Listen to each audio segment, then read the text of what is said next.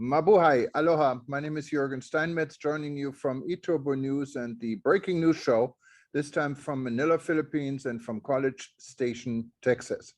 It's a beautiful day here in the Philippines today, nice and sunny and very warm. And Peter, how's everything in College Station? Well, it's a beautiful night here in College Station. We have dark skies, which is very typical of the night, but we do have a pretty moon, and we had a beautiful day, and we're expecting a nice, warm, and pretty day tomorrow with blue skies and nice white puffy clouds that'll be floating in the sky, which will make the place look even prettier. So I'm expecting we're going to have a nice night, and we're going to have an even better day tomorrow. Well, it looks like here in the Philippines, everyone is getting ready for the upcoming election. There's a lot of campaigning, a lot of colorful T-shirts, telling people where you stand politically. But I also see a lot of guys with machine guns running around here in front of my hotel, what makes it a little bit scary. But it looks like it's everything around looks kind of peaceful. So let's hope it stays like this. Well, of course, the way things look and the way things are often very different. There's lots going on in the world, though. Certainly today in the United States, we did have some bad news for our economy. The economy shrunk. Instead of growing, it actually decreased. And when you compare that with the major inflation rate, which is taking place in this country and in Europe, that's got to have bad news for the tourism industry, because people don't spend a lot of money on tourism if they're afraid that they're going to need the money for food or for transportation or for basics. And one of the, I think, issues the tourism industry is going to have to face is the fact that we are seeing more and more the potential shrinking of the middle class. And the middle class is really the heart of tourism. So if the cost of, especially of diesel fuel, continues to rise, you're going to see people really needing to spend a lot more money on their basic food and air conditioning in the summer or in the winter. Of course, we saw also in Europe and Germany now back down because the Russians decided to cut off oil to Poland and to Bulgaria, two countries which don't have major pipelines. But this has really scared the Germans radically.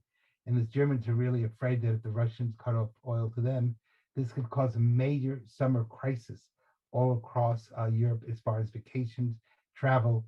And of course, people are they need energy. Without energy, you're stuck. You can't move anyplace. So these are going to be real challenges. This could be really the summer of discontent. And this could be a very difficult summer. Hopefully not, but there's the potential for it to be. And don't forget, Peter, I just saw a report just minutes ago in the National Geographic about expecting that marine life, as we know today, will pretty much be completely extinct in 2300. Obviously, you and I won't be here, or none of us will be here to see this, but it's still quite shocking if you think that maybe life on Earth would become impossible in a few hundred years. Yeah, I don't know if that report, how its total accuracy. That's based on what's called a theory that actually started in the 1890s. I'm sorry, yeah, in the 1890s, based on the assumption that the Earth would be overpopulated by the year 1910, and that the world would start coming to an end. And by the way, they're predicting the end of marine life forever. So, one, I think whenever you see those reports, you have to take them with a little bit of a grain of salt. It's assuming that the world doesn't come together and one does not protect marine life. Two, that often these are miscalculations because they're based on a statistical model, which has tended to be more inaccurate than accurate on the whole. So we'll have to see. Of course, neither you or I will be here to turn to National Geographic in 300 years and say, you guys were wrong. But I think what you're really saying is it's important that we do have good conservation, that we work on ways of protecting the oceans, and that we work on ways of developing new food sources. Um, and that means that part of the problem is, of course, the green energy people. And what they're in many ways doing is they're hurting the environment terribly. And there's a difference between environmentalism and climate change people. The environmentalists and the climate change people don't always agree with each other. And that's something that has to be thought through. There's a lot of confusion about that. The people in climate change really are running a religion. They're not running science. The ecology people are running science. So there's two different sides, but we have seen Malthusian impact, was what it's called in the 19th century, that the earth would not be able to sustain life about 1910. Obviously, it is past 2010, and we are still here. So there were some errors in that analysis.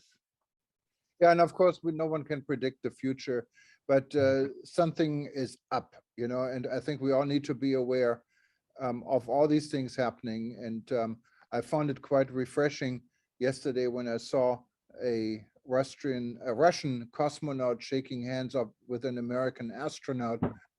Because after all, people are friends. We don't need wars. We don't need these type of conflicts. We don't need enemies. And like our common friend Alain St-Ange always said when he was Minister of Tourism from the Seychelles, and he was asked, how come the Seychelles don't have visas for anyone, no matter where you're from? You can be from North Korea or from China or from the US, Whatever. can enter the country without a visa.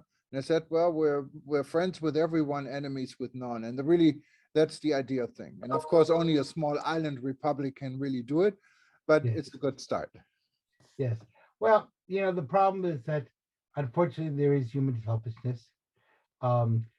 People have been disagreeing ever since Cain and Abel. And, Cain got jealous of Abel and he killed him. So, and Earth was not overpopulated then. There were only 4 people on the Earth, and they still couldn't get along. But I think the real issue is, can we begin to think through methodologies that allow for growth, but at the same time allow for ecological protecting of the planet? And that means not doing things that are stupid, doing things that are wise, smart, and are phased in a way that you don't create social unrest and social disasters. And that takes a lot of courage and a lot of thinking.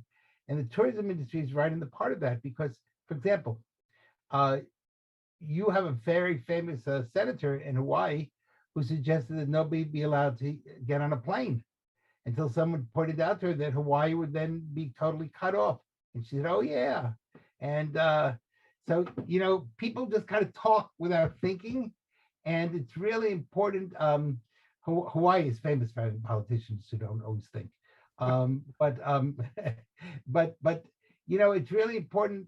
Hawaii cannot afford to say that we're all going to go to Hawaii on a canoe.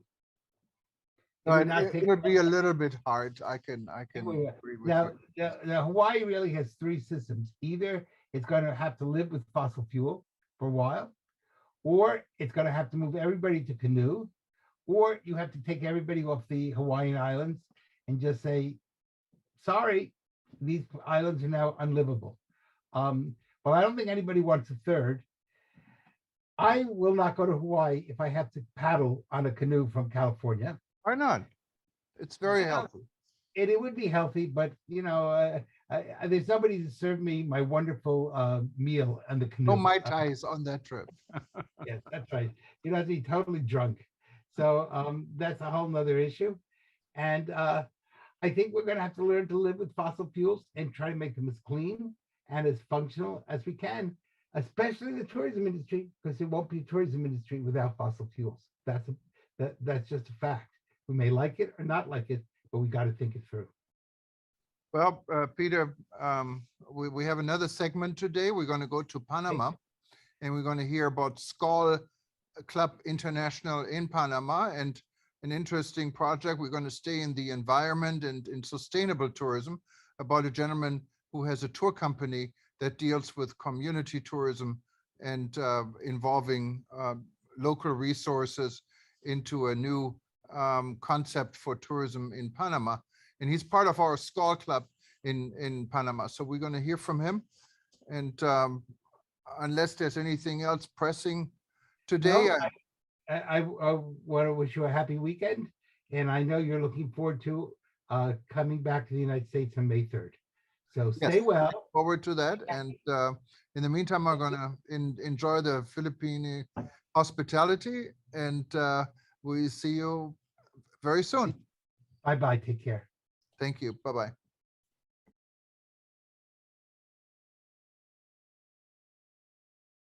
Hello and good afternoon. Today, we have a very special guest from Panama, Mr. Roberto Baca.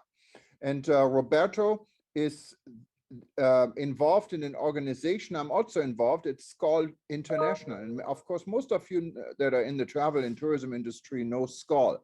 And we're going to do a lot more about SCOL in the next, this year, because we want everyone to know how great of an organization SCOL is and then how timely it is. It's because it's about doing business among friends. SCOL has been around for how many years now, Roberto? Is it not 86 years, actually, yeah, 1934. Yeah. 86 years, and it started in France and in Sweden, I believe. That's correct. With a group of people coming together, traveling and having a good time, and it now expanded in clubs. It's kind of, if you look at a Rotary Club, it's kind of a similar concept, and it's global, and especially now in the times of crisis and conflicts. SCOL is playing a very important role to keep the peace part of the travel and tourism industry together. So we're very happy to have Roberto with us. He's actually joining us from Panama.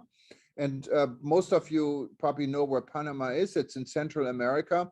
It's actually very accessible for those that live in the United States, and also in Europe. You have TACA Airline, I believe it's Copa Airlines. Copa Airlines, okay. But it's part of the Star Alliance, and it's a really amazing place to visit. I had the privilege of visiting Panama one time. A lot of culture, a lot of history. Everyone knows the Panama Canal. But Roberto, tell us a little bit more about SCOL, Panama, and what you're doing. Well, we're pretty much, just following what our president in SCOL International has said that we should do, right? It has the number of new members is one of our goals. And we've been able to actually enhance from 39 we used to have to 47. That's 25% of the new members we have in our membership.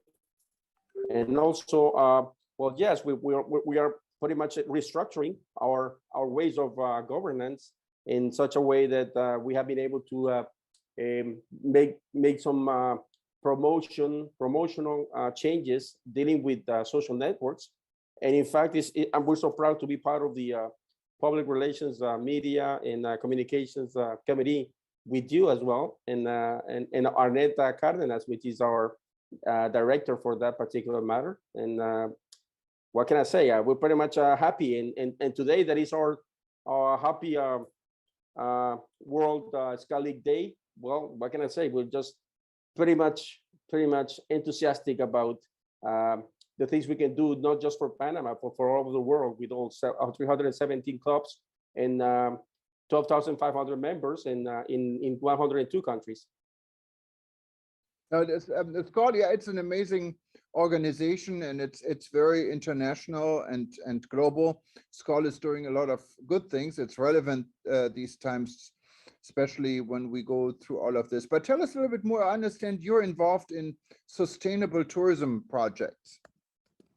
Yes, we're working with sustainable tourism issues in 4 regions in which we divide the country here in Panama: the Occidental region, the Central region, the Canal region, and the Oriental region, which is pretty much close to Colombia, and that's in the Darien province. And that's a particular, pretty much famous region of the country because it has gotten 562,000 hectares in a national park. So that's actually called the lung of Central America, because the national park that is the biggest one in Central America as well.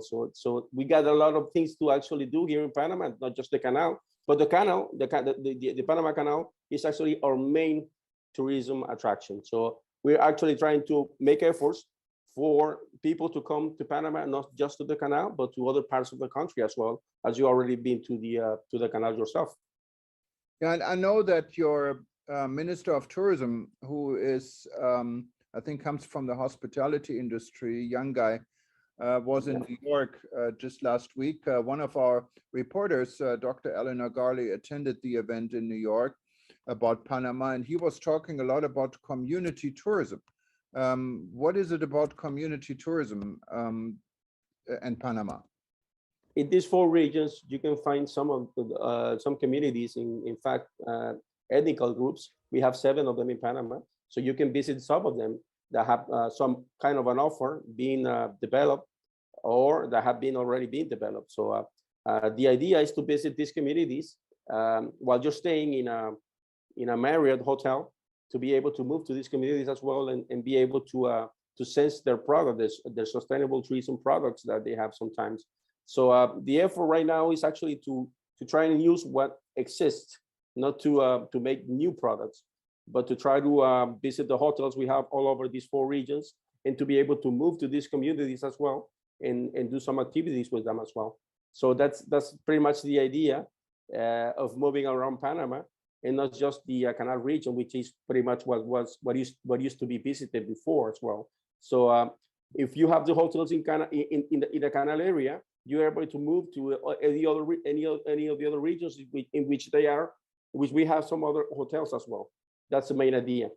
Now, when you move to the other region, I know there was some, at least on our editor was quite surprised. They say you can take public transportation, and others say public transportation is really not advisable from the security standpoint, but also from the infrastructure. That means community tourism is about public transportation, or how does this work? I mean, you could use public transportation. It's not that insecure as well, but if you have the money to actually rent a car, you can use a car to move yourself from one place to another, or in other ways, you can use also a tour operator or a travel agency that can move you around and show you these communities as well. So it's not necessary to actually take public transportation, but if you have to use it, we have really good public transportation with air conditioning units, and also specialized tourism services, transportations that can take the tourists from one place to another. Sure. Now, how you say use in sustainable tourism, you want community tourism.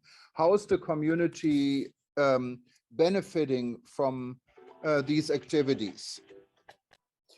They actually get to have some income, which from an economical point of view is really important. But also they conserve nature, and as well they are showing us their culture, and that gives them a value of the nature that they have, so that they can take care of that, and also take care of their own culture as well, and not experience these transculturational issues that can actually change the way of living and being as well. So it's pretty much about that. And when we talk about sustainability, it's actually being able to manage sustainability in these communities in such a way that we can have people actually looking out towards conservation of the nature, and also conservation of the culture as well. So that's pretty much what the idea is about. Also, transformation in terms of sustainability also includes carbon neutral actions as well. So if you travel, you can actually do certain activities that can actually try to erase the carbon dioxide that you may do to try your traveling. I mean, for instance, if you have certain activities which include reforesting areas or forests, well, that could actually help. And that's the kind of thing that not just in Panama, but also Costa Rica and other countries surrounding Panama are doing as well. Interesting. And I think, but going back to the community tourism and sustainability, the income locals are getting, what type of income? Are we talking about selling souvenirs, selling food, or what would it be? Yeah, all of that. Selling food, gastronomic products, also souvenirs, handcrafts, sure. And also, well, you have all these activities that people can do related with culture, dances, with ethnic groups. One of the 7 that we have in Panama, depending of the region, and also mobilize yourself through beautiful sceneries. I mean, in protected areas that we have 126 protected areas in Panama, and 9 of them are capable of receiving tourists and have such an structure that can receive tourists as well. Wonderful. Well, this is some interesting information. Maybe we should do a little bit more. Maybe also invite your minister and some of the stakeholders from Panama at a future event. We can just talk about Panama alone. Maybe there looks like there's plenty of discussions we could have. I know Panama is getting now more active of becoming also a source destination. In the past, it's your airline did not cooperate that well and didn't allow really stopovers for reasonable rates. And I think this is changing, isn't it? Yeah, we're trying to change that. I guess there's a lot more that the private sector has to do with developing tourism here in Panama. So that's the main effort that we're trying to make with the SCAL as well. Actually, we have many of our members have very much a big influence in what the private sector has to say about developing tourism. We cannot be romantic. I mean, it's not about taking a person, a tourist, to a community to not have a good experience. If you're not capable of taking a tourist to a community and he's not going or she's not going to have a good experience, don't take them there. Please don't take them there, because tourism is all about the experience. You want to have a good experience. You don't want to go to a community by being romantic and saying we're going to make some money for them and everything, but they're not ready to receive tourists. So that's the point here in Panama. We're trying to actually, with SCAL, to let the tourism ministry to actually the way they should do things and try to take advantage of what we have in each region that is capable of being visited right now. And and what we have to work on to actually make things better for those destinations that have to be or need to be improved. Well, very interesting. And Roberto, thank you so much for joining us today. And hopefully we can hear a lot more, and all the best to you and our friends at SCAL. Well, as we say here in SCAL, together we are stronger as one. That's what we're doing all over the world. Thank you very much, Jürgen. Thank you. And you speak Spanish there, right? Is that the native the language in Panama? Yeah, we speak Spanish in Panama, but we also have a lot of influence from the States. That's why some of us speak English as well. Yeah. No problem with English. Okay. No problem with English. That's correct. All right. Okay. Take care. Okay. Ciao. Same to you. Same to you. Thank you.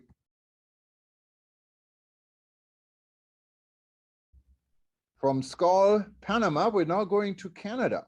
And I forgot to mention, anyone who wanted to know a little bit more about SCAL, you can find SCAL on the website. Just go to scal.org. It's spelled SKAL.org.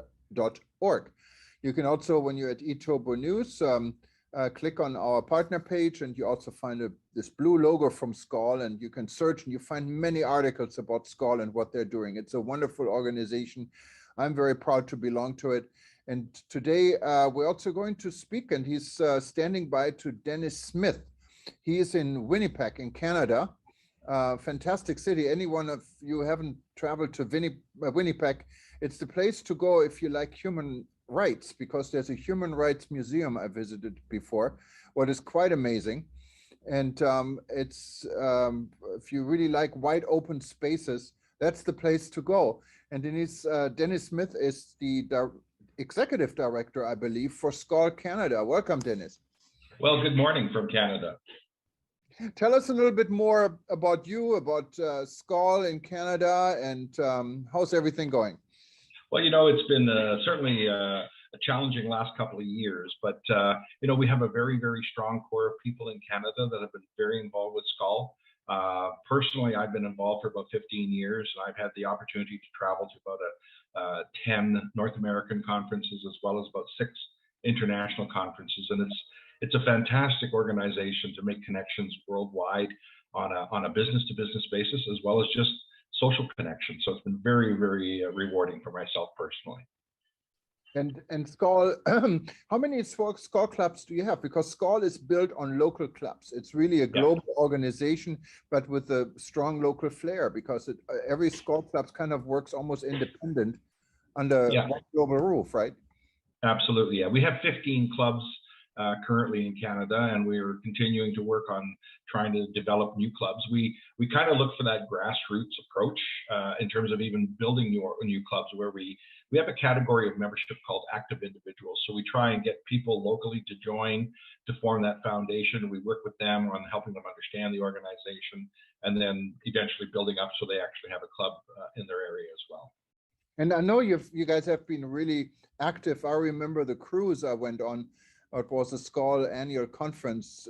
It went up Halifax and some of the beautiful sites on the Atlantic Ocean, far away from Winnipeg, I guess. But I think you guys from Skull Canada put this all together, and I still remember this was a great event, because Skull is also about fun. It's about partnership. It's about friendship, and it's about business. And so what are your goals for this year? We're all coming out of a pandemic right now and trying to get back to normal. Well, you know, we started our process last year. We understood that there were going to be a number of members dropping off because of the pandemic and people's businesses suffering. And so we really started to strategize on recovery. And so we started building a plan, and we actually launched a very aggressive plan across Canada. Like we have made funds available to our clubs that they can access. They can also access funds from Skull International, and we can help them develop innovative events to attract people to come and experience Skull. So we've set aside, currently we have about $10,000 Canadian that we've set aside, and we're prepared to invest more. And we're asking the clubs, come up with something creative and innovative that you want to do. But the other part of this is that every organization has champion recruiters. And so we set out a program to actually recognize those people that are the strong recruiters, because they're the ones that help build the organization. So we're actually having a draw at the end of the year for every new member or returning member. The individual or the club has their name entered in a draw, and we're going to be drawing about for about $1,500 in Visa gift cards. So we want to recognize people that are helping us grow. And you're talking about a little bit Young Skull, and Young Skull, it's really the future. Young people are the future of anything, and also the future of Skull, right? Because sometimes Skull has this image of being a club of very seasoned people, because in the past only CEOs, I believe, were able to join the club, and that has all changed a little bit, didn't it? Absolutely. Your word "seasoned" is certainly a good one to use. I belong to that club now, so what can I say? Don't we all? But that is the challenge of the organization. It does reach the more senior upper management and senior management levels. So by default, you're going to have more mature people.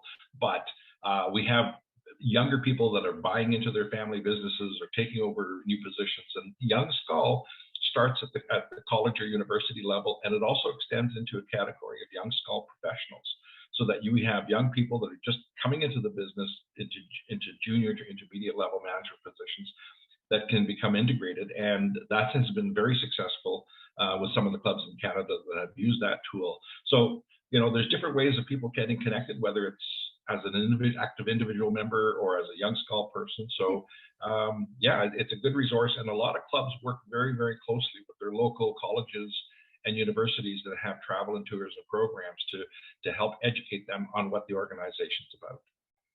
Well, and so if you had a wish list, what cities in Canada should have a Skull club and don't have one yet?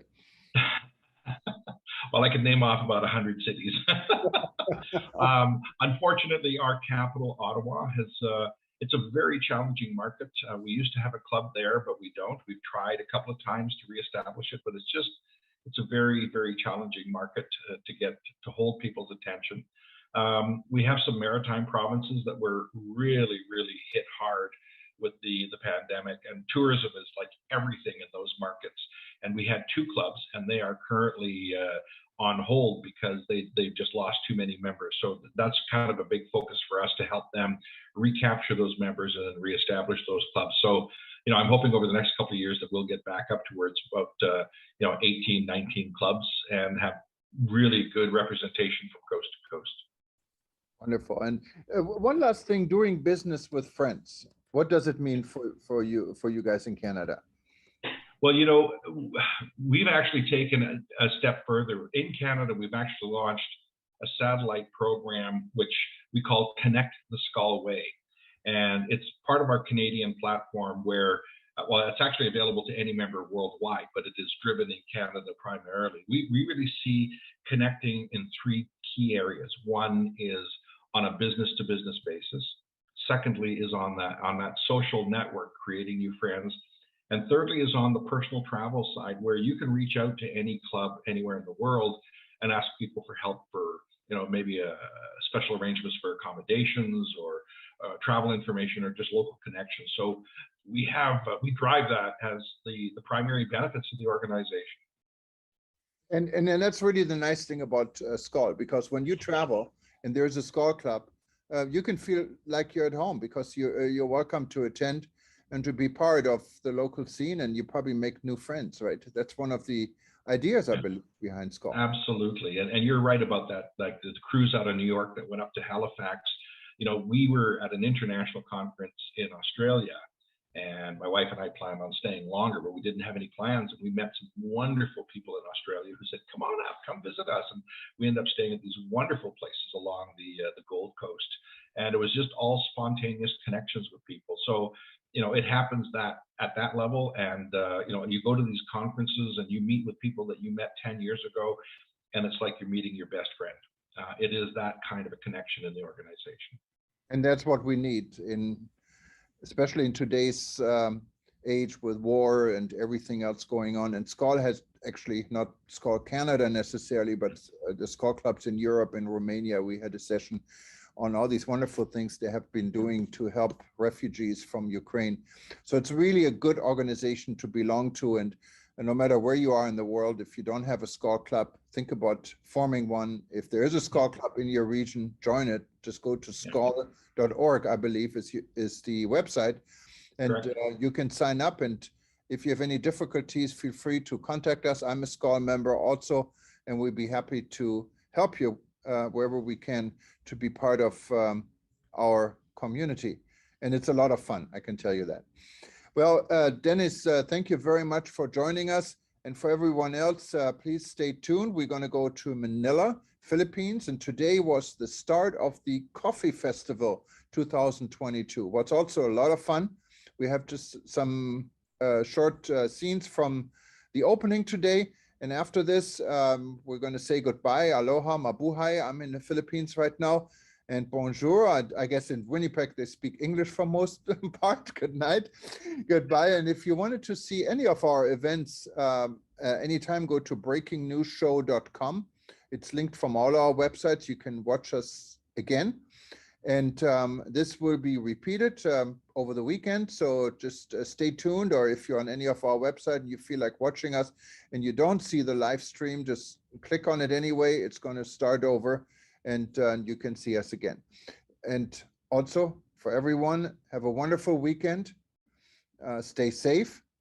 And hopefully the world remains as peaceful as possible. Thank you very much and see you soon. Aloha.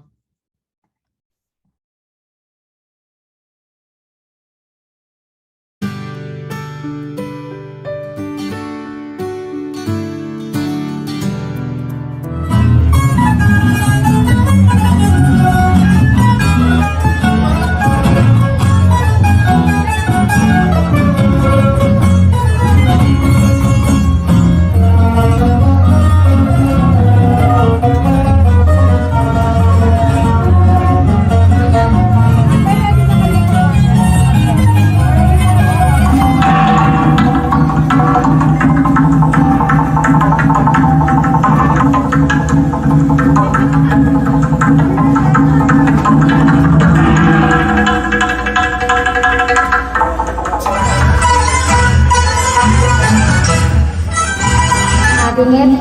We are still alert level 1. Cases continually become low, and more importantly, hospitals are not full. And a lot of hospitals have already removed their COVID ward.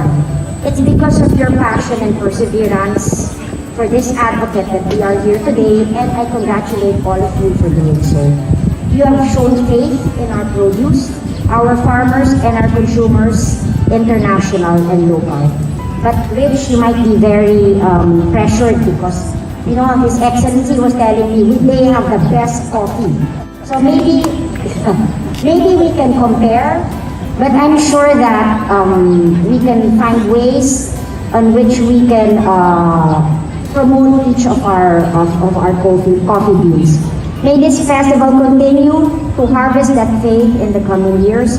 Thank you very much. Stay safe, and please get your boosters if you haven't gotten your boosters yet. Maraming salamat po.